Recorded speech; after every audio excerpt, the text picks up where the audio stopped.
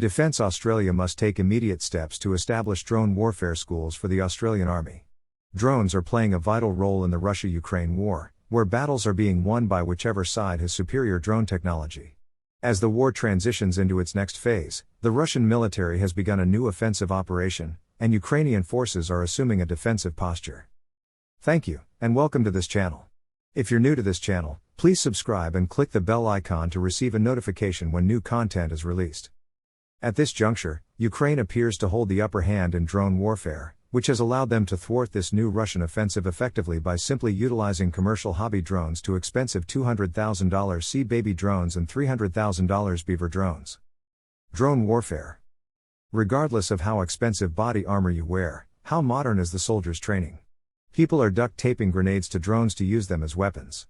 We've seen drone warfare in the Ukraine war. Myanmar rebels quickly learned from Ukraine just by watching YouTube videos. Hamas drones dropped grenades on Israeli vehicles, and even people smugglers in the America-Mexico border use drones as surveillance systems to monitor the movements of people and police vehicles.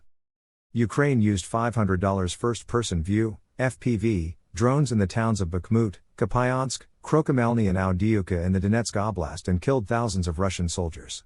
On average, Ukraine killed 60-70 Russian troops daily in Avdiivka using FPV drones, which you can see in this video.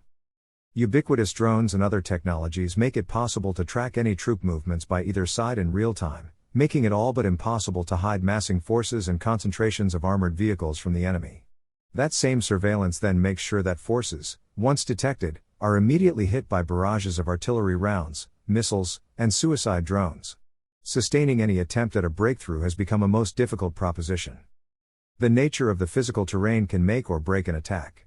For example, $500 first-person view, FPV, drones armed with explosives can be more effectively deployed from high ground since they require line-of-sight communications with the ground station.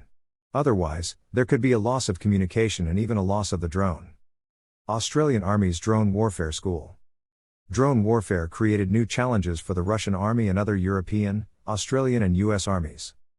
The lessons from the Ukraine war prompted Australia's ally, America, to set up a drone warfare school to defend infantry soldiers from drone attacks and let soldiers learn how to counterattacks using drones.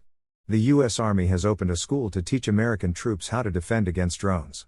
The new university was created in response to the surge of drone warfare, which officials say has changed the nature of war. No matter how far and how much technology advances, it's almost impossible to substitute for the actual value of human assets on the ground.